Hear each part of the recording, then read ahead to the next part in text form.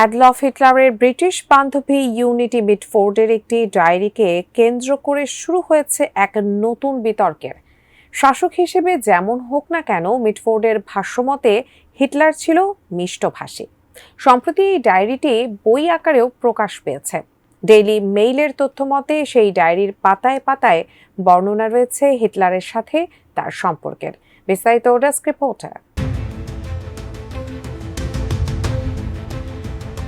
বিংশ শতাব্দীর ৩-এর দশকে ব্রিটিশ নারী ইউনিটি মিটফোর্ডের সাথে বন্ধুত্ব হয় হিটলারের। ১৯৩৫ থেকে ১৯৩৯ সাল পর্যন্ত দুজনের দেখা হয় ১৩৯ বার। বলা হয় ব্রিটিশ নাগরিকদের মধ্যে তার মতো করে কেউই হিটলারের এতটা কাছাকাছি আসতে পারেনি।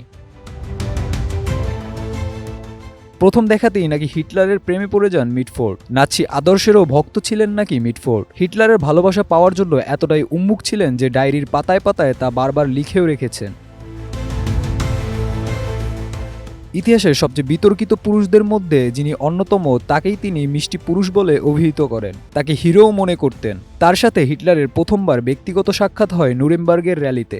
মিটফোর্ড এরপর থেকে জার্মানিতেই বসবাস শুরু করেন।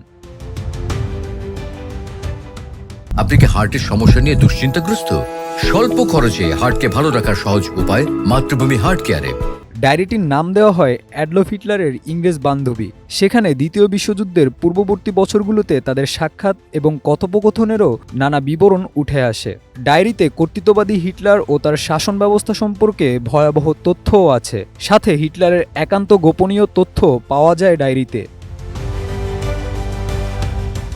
ডায়েরির পাতায় শেষ লেখাটি ছিল ১৯৩৯ সালের ১ সেপ্টেম্বরের, আর সেদিনই জার্মানি পোল্যান্ড দখল করে। তার দুদিন পরে যুদ্ধও ঘোষণা হয়ে যায়। মাতৃভূমি ব্রিটেন ও জার্মানির যুদ্ধে জড়িয়ে পড়ার ক্ষোভে আত্মহত্যার চেষ্টা করলেও বেঁচে ফিরেন মিটফোর্ড। পরে ব্রিটেনে ফিরে আসেন। সেখানে ১৯৪৮ সালে ৩৩ বছর বয়সে মারা যান তিনি।